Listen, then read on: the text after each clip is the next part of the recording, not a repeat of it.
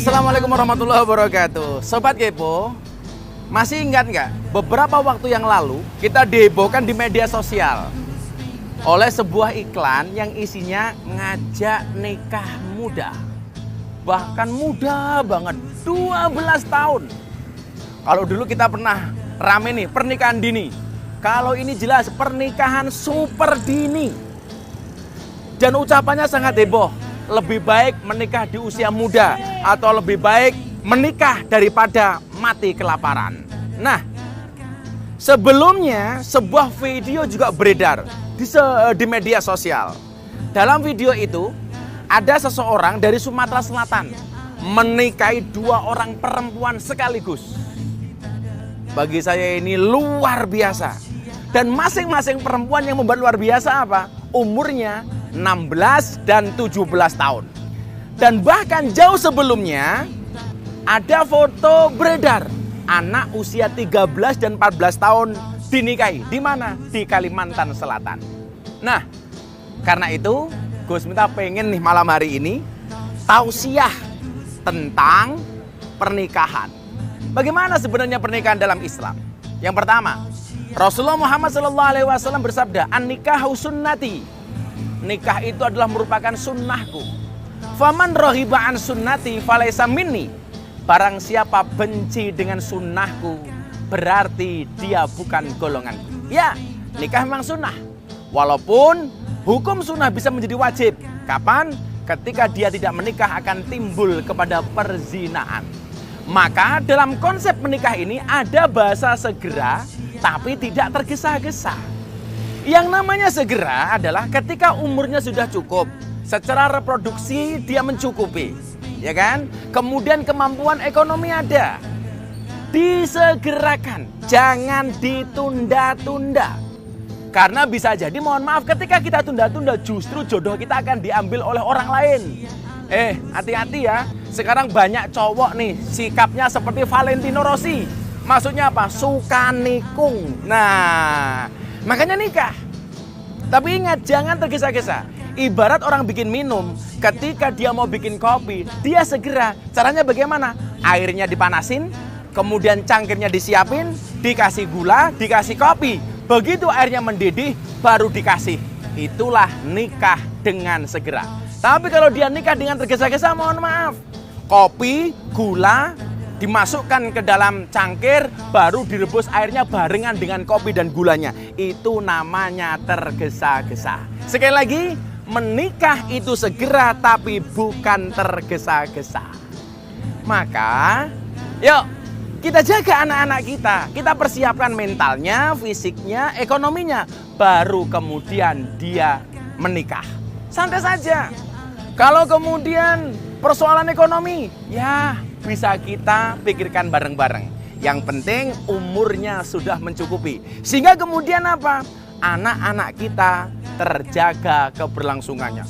Kamu gak usah malu kalau dibilang jomblo. Nikah itu untuk lama-lamaan, bukan dulu-duluan. Tapi kadang-kadang seseorang itu pengen nikah cepat gara-gara apa? Yang salah itu kakek neneknya. Kalau lebaran ketemu kakeknya pasti ditanya, "Nak, kamu nikahnya kapan?" Nah, kamu para jomblo yang sering ditanya, "Nak, nikahnya kapan?" Gantian kamu jawab, "Lah kakek matinya kapan?" Kenapa? Karena nikah dengan mati sama-sama takdir. Tidak ada yang tahu. Saya punya satu quote ini. Ingat, kadang ada nama yang tertulis di hati kita, tapi tak bisa tertulis di buku nikah. PHP, perjaka hampir punah. Kembali ke soal Aisyah Widdings, banyak pihak yang marah gara-gara postingan mereka. Gara-gara ajakan pernikahan dini. Bahkan ada yang melaporkan ke pihak kepolisian. Lalu sebenarnya bagaimana pendapat dokter yang akan menjadi narasumber saya malam hari ini? Soal Aisyah Widdings. Bagaimana pandangan beliau terhadap pernikahan anak? Saya akan ngobrol langsung dengan sumbernya di studio. Tunggu. Mulai hari ini tanggal 1 Juli 2019 mendapatkan surat tugas dari Bapak Presiden Jokowi untuk mengemban tugas sebagai Kepala BKKBN di pusat di Jakarta. Pasar-pasar yang masih membuat kumuh itu harus dibersihkan, harus diperbaiki. Pasar titik, hilang protokol. Alhamdulillah juga barang-barangnya ini yang dijual tidak hanya produk-produk luar, tapi produk lokal juga banyak dijual. Ini seperti ini adalah produk-produk dari Lombok. Jangan hamil dulu di masa pandemi COVID ini. Kalau ke rumah sakit juga belum tentu bisa diterima dengan baik karena situasi yang harus physical distancing dan seterusnya, pembatasan akses itu juga terjadi ya. Oleh karena itu saya sering sarankan lebih baik tidak hamil dulu ya.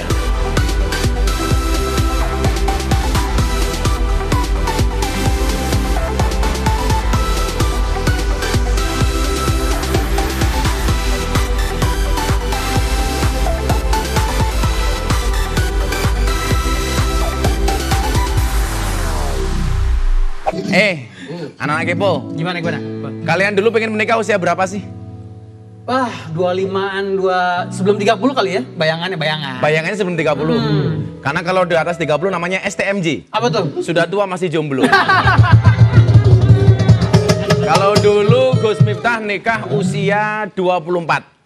Oh. Itu pun karena terpaksa. Loh, kok terpaksa? Kamu bilang hamil duluan, gua aja. Enggak sampai ke situ, Enggak sampai ke situ. Karena saya dulu sering diminta untuk ngasih nasihat pernikahan, sementara saya belum menikah. Nah, teman-teman saya bilang, kamu belum pernah nikah kok ngomongin nikah. Saya bilang, itu ustadz belum pernah mati juga memberikan ke jenazah. Emangnya ustadznya mati duluan kan? Enggak. Dulu apa yang dipersiapkan sebelum menikah kalian? Mentalnya sih. Apanya? Apa? Oh, uangnya dulu. Uang. Oh, mentalnya dulu. Oh, kamu yang diomongin uang mulu. Ya malum sih. Wajahnya kayak kalkulator.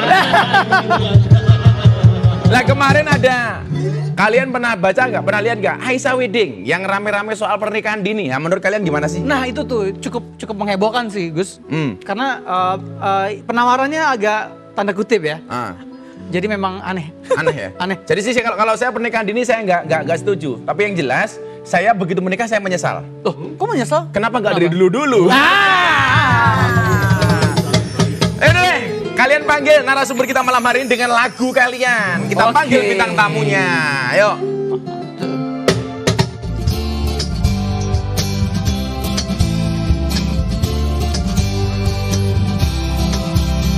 Kita sambut malam ini bersama Pak Hasto. Alhamdulillah, sugeng dalu Pak Hasto. Sugeng dalu. Jadi ini sama beliau ini sahabat lama saya. Nah, cuman nasabnya sama-sama dari Jogja, tapi nasibnya yang beda. Ada aja. Nasabnya sama, nasibnya beda. Ini kalau saya lihat udah 2 tahun saya nggak ketemu Pak Hasto kok tetap awet muda. Rahasianya nopo, Pak? Rahasia awet mudanya itu apa? Tadi saya udah bilang kan sama Gus Miftah kan, kita ini kan dokter kebidanan, jadi kan katanya air ketuban itu mengandung stem cell, jadi kalau kena air ketuban stem cellnya masuk. Oh, jadi dulu kalau ada ibu melahirkan, Pak Hasto langsung begini.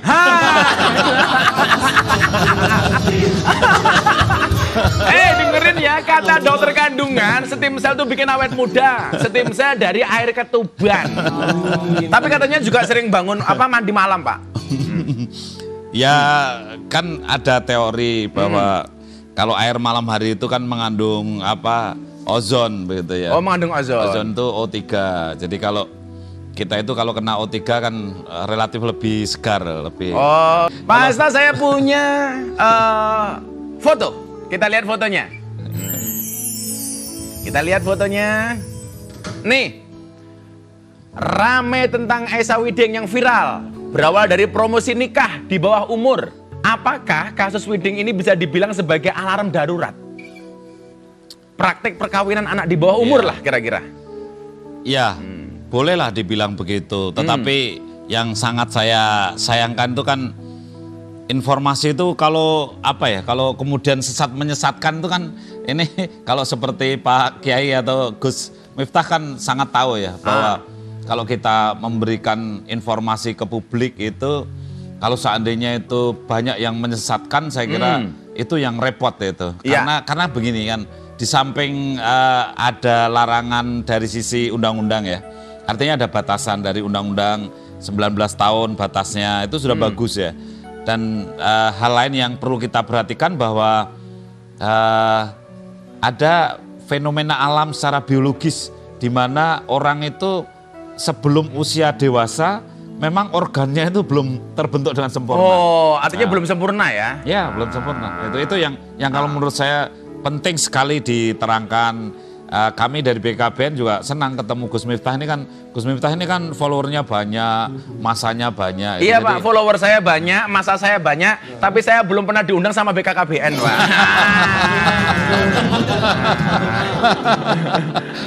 Pokoknya kalau berdebat dengan beliau pasti kalah lah. Mungkin gara-gara kasus ini Pak Hasto merespon melalui video ini. Kita lihat videonya. Media videonya, nih. Jangan terlalu muda, kurang dari 20 tahun sudah hamil. Jangan terlalu tua, lebih dari 35 tahun masih ingin hamil. Ini Bapak kan menyampaikan ini, kalau bisa nikah itu di atas 20, tapi sebelum 35 supaya kehamilannya aman. Ini gimana Pak? Betul. Jadi kan begini Gus. Jadi ternyata Tuhan itu menciptakan perempuan ini selesai secara fisik itu sebetulnya sekitar usia 20 tahun. Jadi ketika ada perempuan usia baru 15 tahun, 14 tahun, kemudian dia hubungan layaknya suami istri, sebetulnya ada risiko yang besar. Ketika usia-usia itu kan mulut rahimnya, mohon maaf ya, mulut rahimnya itu masih menghadap keluar. Sehingga kalau dia terjadi kontak seksual, maka daerah yang mau jadi kanker itu masih kena benturan. Dan kemudian 15-20 tahun kemudian dia bisa terjadi kanker, namanya kanker mulut rahim. Kanker mulut rahim. Kanker mulut rahim. Makanya di Indonesia itu kanker mulut rahim itu kan nomor 2 setelah kanker payudara. Di negara-negara maju tidak, itu karena mereka mengerti tentang ilmu tentang kesehatan reproduksi. Tapi kenyataannya banyak usia dia bawah 20 tahun hamil ya Pak? Iya. Bahkan banyak yang LKMD, lamar keri meteng dhisik. Tapi memang sangat berpengaruh itu Pak ya? Iya, ya itu secara biologis begitu. Kemudian kalau kita itu melahirkan kan ukuran panggul itu 10 cm ya. Diameter kepala itu ya 9,8, 9,7 gitu. Jadi Allah itu menciptakan ukuran panggul dan kepala itu sudah pas sebetulnya. Jadi kalau kita ada perempuan umur 15 hamil, itu banyak terjadi perdarahan karena robekan jalan lahir, banyak terjadi persalinan macet gitu. Kalau macetnya di kota mungkin disesar cepat ya. Kalau di desa? Kalau desa bisa dibayangkan loh. Misalkan di daerah yang katakanlah daerah yang pelosok, transportnya sulit itu belum sampai rumah sakit sudah bayinya sudah meninggal. Nah ini kan di selama pandemi Kementerian Pemberdayaan Perempuan dan Pelindungan Anak mencatat angka perkawinan justru naik 24.000. Kok bisa Pak? Perkawinan anak naik 24.000. Iya, saya percaya karena begini, setiap 1.000 perempuan yang usia 15 sampai 19 tahun rata-rata sebelum pandemi itu sudah 36 per 1.000 itu dia pernah hamil atau pernah melahirkan. Jadi ketika kemudian ada isu-isu di beberapa wilayah, kalau pandemi ini membuat orang tua kemudian ekonominya turun kondisinya, kemudian cenderung melepaskan anak perempuannya untuk dinikahkan dalam rangka mengurangi beban ekonomi, itu saya kira sebenarnya salah juga ya. Wajar lah terjadi. Oh wajar? Ya wajar terjadi karena dampak ekonomi. Tapi begini Pak, kalau pandemi itu memang nikah ngirit. Kenapa? Ya atas nama social distancing, nggak perlu ngundang banyak, gitu kan? Tapi juga itu karena ada program social distancing, malam pertama juga harus social distancing, Pak.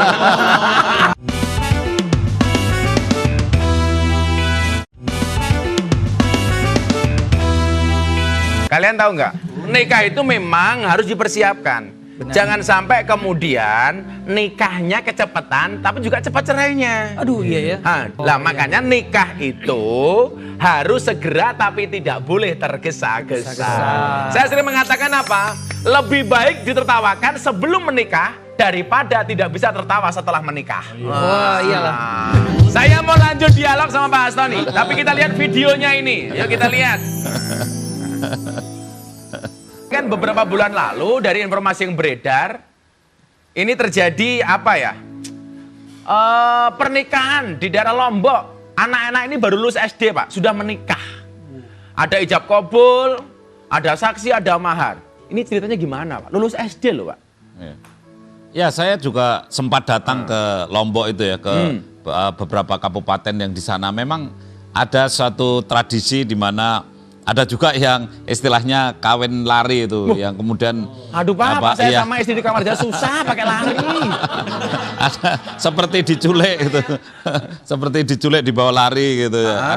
Ada tradisi seperti itu, dan tradisi itu tidak mengindahkan usia. Sebetulnya boleh ada tradisi apa adat istiadat cara pernikahan di mana saja. Tetapi kalau menurut saya pengetahuan tentang bagaimana usia biologis kemudian secara psikologis itu mampu, saya kira apa Gus Miftah itu teman-teman kiai apa semua saya kira bisa diajak dialog untuk bahwa secara biologis, secara psikologis itu bisa diterangkan. Saya punya grafis 6 daerah tertinggi pernikahan dini. Kita lihat grafisnya. Kita lihat plasmanya, Pak Asto. Kita 6 daerah menikah sebelum 18 tahun. Ya, Kalimantan Selatan 21%. Mana lagi tadi? Waduh, Sulawesi Barat 19,2%. Kalimantan Barat. Ini kenapa, Pak? Kok Ya, di daerah sana kok tinggi-tinggi banget? Jadi biasanya begini ya, kalau secara umum itu mereka yang nikahnya lebih awal adalah mereka yang tinggal di daerah yang relatif pelosok, rural area. Kemudian yang kedua, mereka yang pendidikannya rendah. Kemudian yang berikutnya adalah mereka yang penghasilannya rendah. Jadi maka daerah-daerah seperti itulah potensi. Meskipun ada Penghasilan rendah justru pengen cepat menikah. Iya, jadi fenomenanya begitu Gus. Jadi menurut saya bukan budaya ya, tetapi seperti di daerah tertentu ya. Itu misalkan karena ada kepentingan untuk kerja ke luar negeri, misal begitu. Kemudian akhirnya dia Kayak daerah Jawa Barat ya umpamanya. ya, misal daerah Jawa Barat. Kemudian akhirnya apa? Bisa kerja kan ketentuannya kalau sudah umurnya 17 tahun Punya punya KTP atau sudah nikah. kan Oh, gitu. karena Jadi, belum 17, Iya. belum bisa bikin KTP, nikah ya, dulu. Nikah dulu. Setelah nikah akhirnya boleh kerja. Cerdas. Tapi ngawur itu. Nah, ini sebelum saya pertanyaan selanjutnya ke Pak Hasto, saya mau nanya sama anak band nih. Ini pengetahuan tentang rukun nikah. Saya mau tanya sama kalian. Rukun nikah ada berapa? Ada 5. 5. Bener gak sih? Apa sih 5 itu apa aja? Nah itu. Apa? Aku belum nikah jadi nggak tahu yang udah nikahnya. Oh, apa yang 5 itu apa saja? Apa 5 aja, Pak? Kamu baca prompter apa aja itu? Nah, sekali-kali kamu baca prompter. Ada mempelai pria, Ya. mempelai wanita, wali nikah, saksi dan ijab kabul. Itu. Menurut aku sih kurang, Gus. Kurang apa? Kita harus punya kepribadian. Apa itu? Nah, kepribadian itu ya, mobil pribadi, Oh. rumah pribadi, kartu kredit pribadi, Oh gitu. surat tanah pribadi, Dengerin, harta Cynthia pribadi. Cynthia dengerin. Iya dong. Istri yang baik itu adalah istri yang siap diajak menderita oleh suaminya. Oh, aku sih. Tapi ingat, suami yang baik tidak akan pernah mengajak istrinya menderita. Justru itu jodoh yang tepat di waktu yang Tapi tepat. itu Pak Hasto, cewek itu memang suka cowok yang bau. Bau-bau rupiah.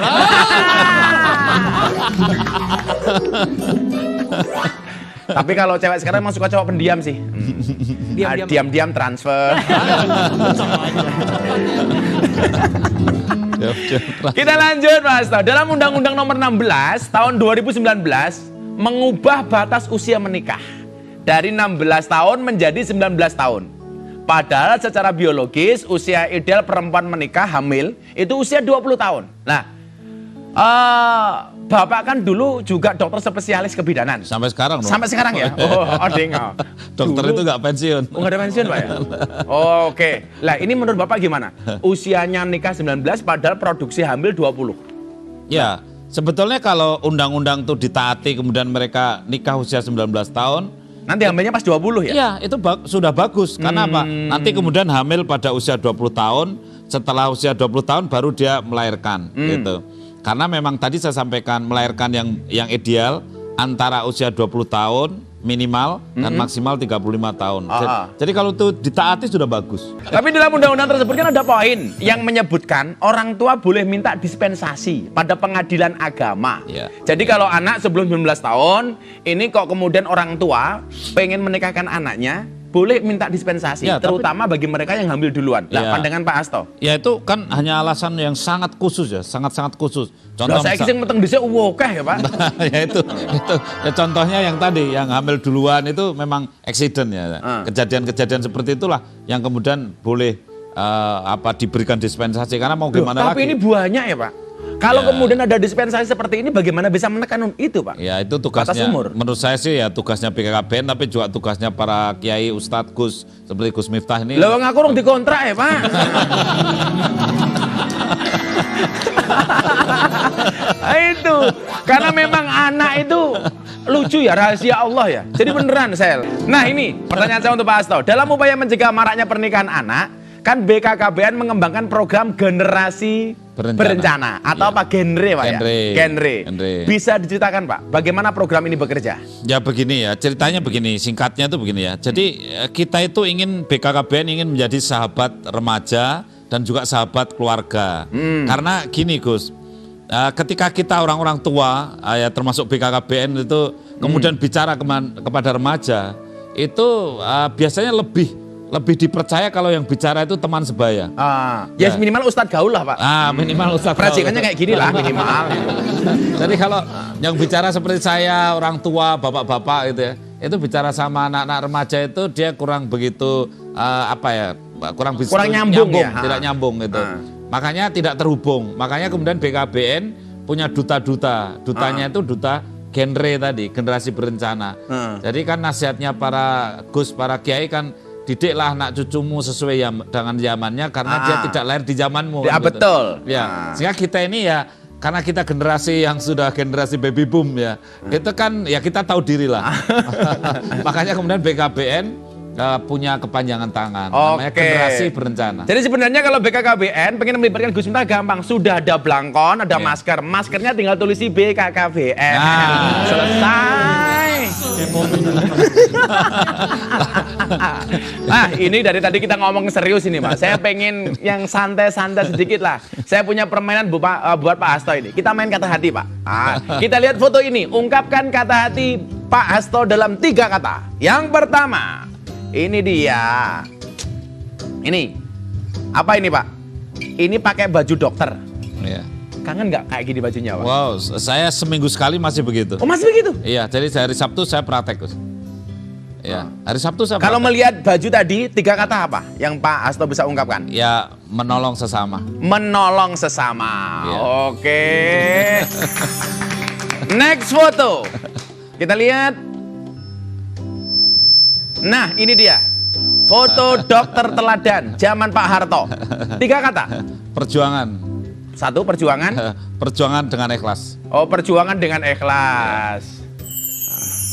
Itu pas mengabdi di Kalimantan? Ya, saya di Kalimantan, di pedalaman. Jadi dokter puskesmas di pedalaman. 5 tahun loh, Gus. Ya, Di sana, Pak? Iya, 5 tahun, tidak ada listrik, tidak ada Kak, pelosok tuh fasilitas. Kalimantannya mana, Pak? Kalimantan Timur, pedalaman, hulu Sungai Mahakam masih masuk lagi. Ada namanya daerah Kenohan dan Dano, semuanya wilayahnya Dano. Kemudian juga ke hulu lagi di Melak itu, yang sekarang Kutai Barat. Ada nggak pengalaman yang paling berkesan ketika bertugas di pelosok Kalimantan? Yang paling berkesan itu kalau kita nyuntik pasien, itu kan mereka itu kan di perahunya dia. Saya di perahu saya. Kalau dia suruh pindah ke perahu saya nggak mau. Jadi dia itu maunya hanya menyorongkan pantatnya ke perahu saya gitu. Kemudian saya suntik dari perahu saya gitu. Oh, jadi dokternya di situ, Iya, pasien di sini. Iya,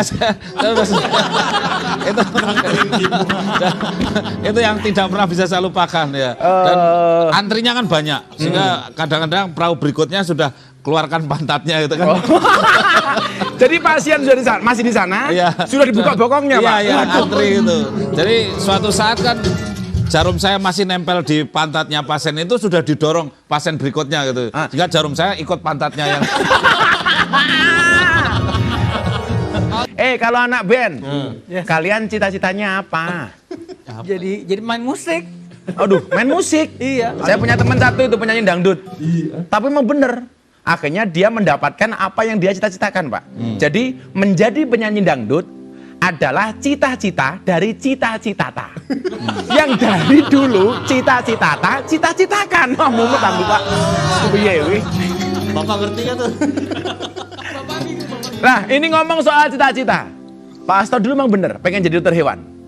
Ya, waktu SMP apa itu masih cita-cita saya dokter hewan. Karena saya sejak kecil itu pekerjaan saya mengembala kambing, pelihara ayam gitu. Tapi kenapa kok kemudian dari dokter hewan kok tahu-tahu jadi dokter kebidanan? Kan jodoh banget tuh Pak.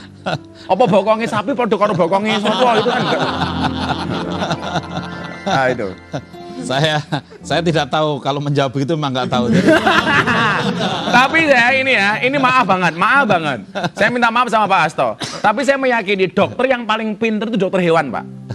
Karena nggak pernah ditanya langsung disuntik, Pak. Iya. Nggak ada sapi kamu sakit apa, itu nggak ada.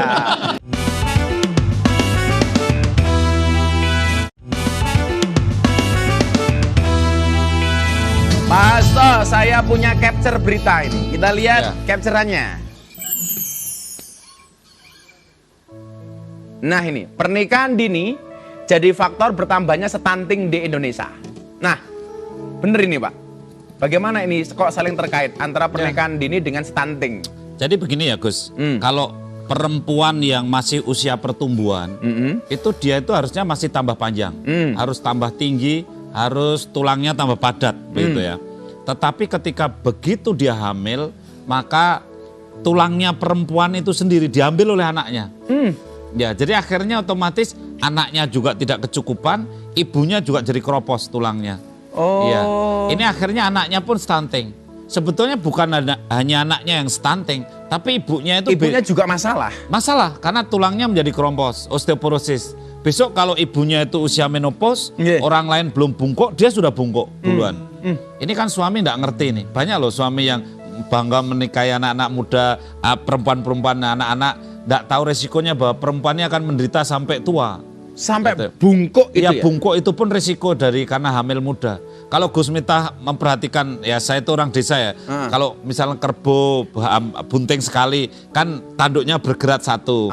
Kalau bunting 2 kali bergerak 2. Sebenarnya perempuan itu sama, hanya perempuan tidak bertanduk aja kan. Artinya, itulah bukti bahwa ketika hamil itu betapa tubuhnya seorang perempuan itu terambil dengan serius kalsiumnya. Jadi sangat ilmiah ya? Sangat ilmiah, makanya jangan coba-coba hamil pada usia pertumbuhan. Kasihan. Ini kan saat ini angka stunting di Indonesia kisaran 27,6% di tahun 2019. Bahkan jauh di atas dari yang ditetapkan WHO, 20%. Lah, langkah apa saja yang dilakukan untuk upaya percepatan penurunan ini, Pak? Supaya stunting tidak nambah banyak lah kira-kira. Ya sebetulnya kalau saya sering begini ya. Kalau kita memproduksi bayi, maka kalau ingin produk bayinya itu baik, maka pabriknya harus disentuh. Kalau saya begitu, yang disentuh pabriknya itu. Yang disentuh pabriknya? Ya, jadi pabrik bayi itu siapa? Perempuan yang hamil itu ya, atau yang mau hamil. Nah sekarang Gus Miftah bayangkan ya, di Indonesia itu setahun ada 2 juta orang menikah. Dan dari 2 juta orang menikah itu 1,6 juta hamil di tahun pertama. Di tahun pertama berapa yang hamil? 1,6 juta. 1,6 juta? Iya, itu karena semua orang nikah di Indonesia itu mayoritas pengen hamil. Gitu. Nah oleh karena itu kita dari BKKBN ingin sekali kerjasama dengan Kementerian Agama untuk kemudian kita memberikan konseling kepada orang yang mau nikah itu. Dan kalau bisa nikah ini 3 bulan sebelumnya lapor dulu lah. Akan kita periksa tentang status nutrisinya. Apakah dia itu kekurangan darah tidak, anemi tidak gitu. Biar kalau dia hamil anaknya tidak stunting. Ini penting loh. Kritik saya yang paling keras itu apa? Orang tuh pada pre-wedding habisnya 30-40 juta ya. Tetapi prekonsepsi itu tidak pernah disiapkan. Prekonsepsi itu pertemuannya sel telur dengan sperma. Ya, padahal kalau menyiapkan itu murah loh. Cuman minum asam folat harganya paling 5.000, periksa HB paling juga hanya sekitar 5.000. Enggak sampai 20.000 sudah lengkap. Ini kan Presiden meminta BKKBN menurunkan angka stunting menjadi 14% pada 2024 nanti. Iya. Persoalan stunting harus mendapatkan perhatian serius.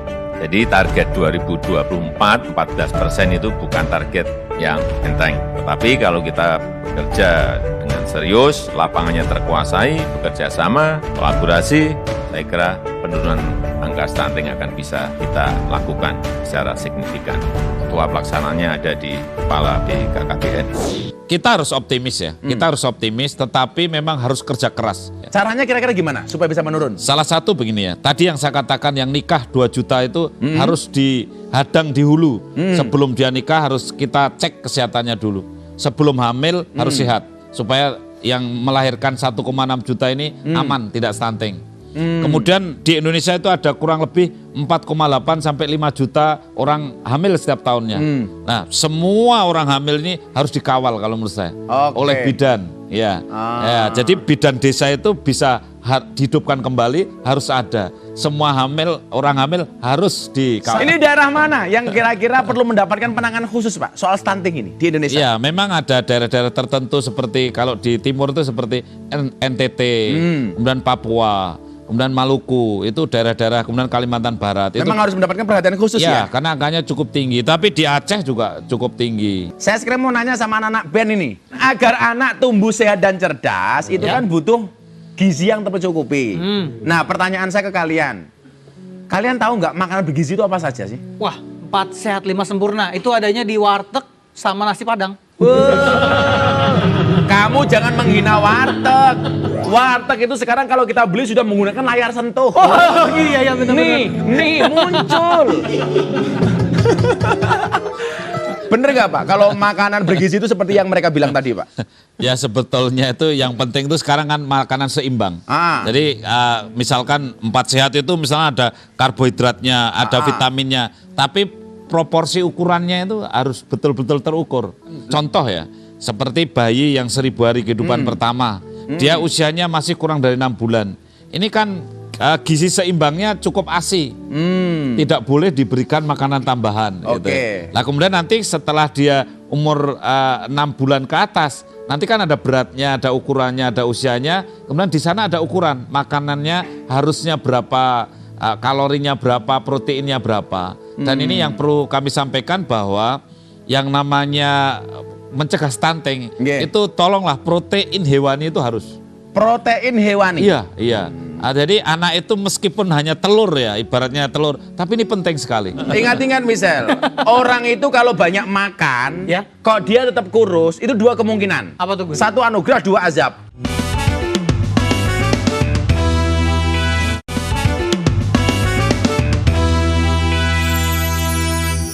Kembali di Ngobrol bareng Gus Miftah, Los Rarewel. Gus Miftah punya trivia quiz buat Pak Hasto. Tolong Pak Hasto dijawab dengan cepat. Kalau tidak bisa menjawab dengan cepat, saya ragukan kedokterannya. Pilih mana, bulu tangkis atau sepeda? Sepeda. Oh sepeda. Jarang goes, stamina hilang. Kebanyakan goes, istri melayang. Yang kedua, batik atau kemeja? Batik. Oh batik. Orang Jogja, orang gimana? Yang terakhir, bupati atau dokter kandungan? Aduh repot. Aduh. Dokter. Jadi mendingan nggak jadi bupati tapi jadi dokter. Karena sudah lewat dokter. Karena kalau bupati bisa mantan, kalau dokter nggak ada mantan. Iya. Oke. Saat menjabat bupati, Pak Hasto ini kan pernah praktek, ya Pak ya. Bahkan pasiennya katanya gratis semua. Ceritanya gimana Pak? Sampai sekarang. Alah bojoku ingin bayar Pak.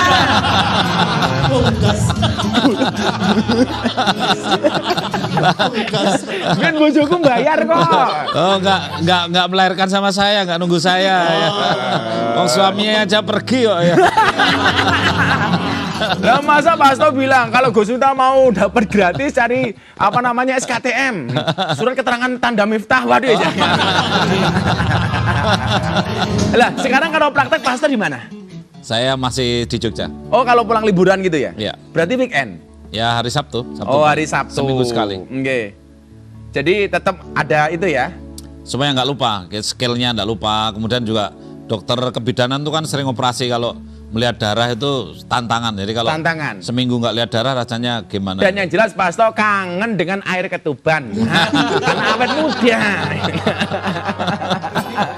Saya punya video. Kita lihat videonya di sini Pak Hasto.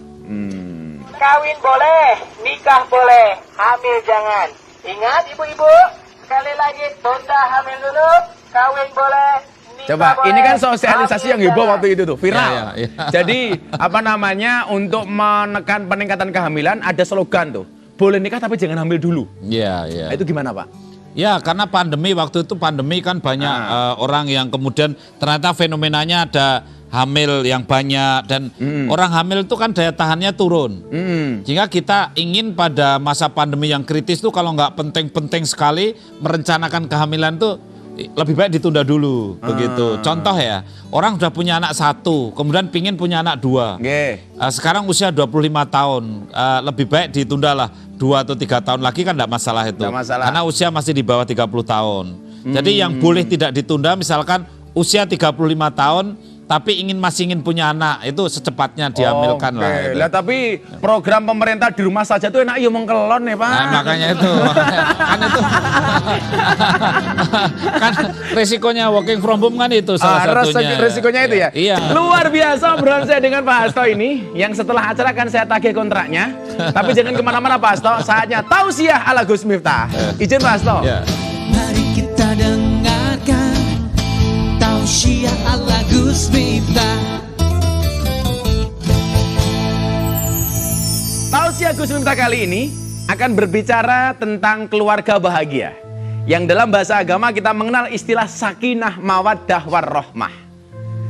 Menurut Rasulullah Muhammad SAW, ada 5 tuntunan untuk mendapatkan kebahagiaan dalam rumah tangga. Ingat, gak ada orang menikah pengen susah. Makanya saya selalu mengatakan, nikah itu senang, tapi jangan senang menikah. Makanya Pak Hasto nggak nambah-nambah, karena nggak senang menikah. Sama tuh. Jangan Pak, jangan Pak. Alhamdulillah kalau istrinya Gus Miftah siap dimadu, asalkan Gus Miftah mau diracun. Apa saja tuntunan Rasulullah supaya keluarga kita menjadi keluarga yang bahagia? Yang pertama, banyaklah tersenyum bersama pasangan Anda. Maka kenapa Rasulullah mengatakan tabassamuka fi wajhi akhika shadaqah? Senyummu atas saudaramu adalah sedekah. Ingat, surga itu gambarnya menyenangkan, neraka itu gambarnya menakutkan. Nah, kalau istrimu atau pasanganmu sering tidak tersenyum atau sering marah-marah, berarti rumah tanggamu gambaran neraka bukan gambaran surga. Makanya nanti para istri ketemu suami senyum. Masuk kamar.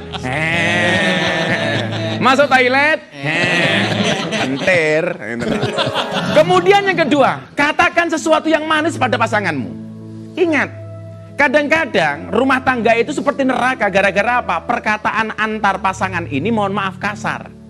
Maka katakan sesuatu yang manis. Walaupun saya meyakini wanita itu banyak yang mendapatkan penyakit diabetes. Kenapa? Karena terlalu banyak makan janji manis. Makanya kalau saya Pak Hasto, sekarang kalau minum es teh itu kadar gulanya nggak pernah saya aduk. Kenapa? Supaya manisnya di akhir. Kenapa? Karena saya sudah enek dengan yang manisnya di depan. Kemudian yang ketiga apa? Coba cari quality time, keluar bersama dengan pasangan. Ungkapkan rasa cintamu dengan kualitas pertemuan dengan pasanganmu. Maka kadang-kadang istri diajak, ayo kita makan di mana? Pertanyaannya adalah, kenapa para istri itu kalau diajak makan pasti jawabannya terserah. Dek, ayo makan di mana? Terserah. Kamu pengen makan apa? Terserah. Pertanyaan saya, kenapa istri kalau diajak makan jawabannya pasti terserah? Karena para perempuan pernah punya pengalaman salah milih makanan. Buktinya apa? Siti Hawa di surga semuanya boleh dimakan, malah milih Huldi. Kan salah Pak. Makanya sekarang mengatakan terserah.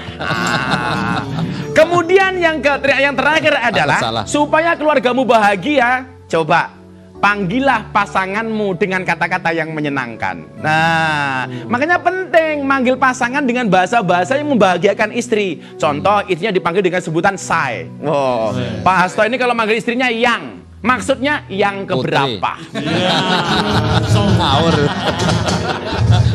Yang putri ya. Oh, yang putri katanya malah. Kalau Gus Miftah manggil istri saya, insya Allah say. Syaitanir rajim. Nah, kalau kalimat-kalimat seperti itu kita lakukan, maka akan ada kebahagiaan.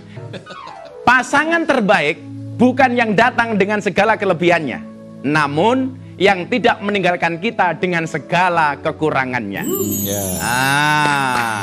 Terakhir, quote dari Gus Miftah, seseorang yang menemani Anda dalam kesusahan itu jauh lebih berharga daripada 100 orang yang menemani Anda dalam kesenangan. Apakah jomblo ada quote-nya? Enggak. Jomblo enggak butuh quote, tapi butuh pasangan. Terima kasih Pak Hasto sudah hadir. Saksikan terus Ngobrol Bareng Gus Miftah setiap Jumat malam dengan bintang tamu yang istimewa pukul 20.30 hanya di iNews. Pak Hasto, terima kasih. Terima kasih. Terima kasih semuanya. Assalamualaikum warahmatullahi wabarakatuh. Salam.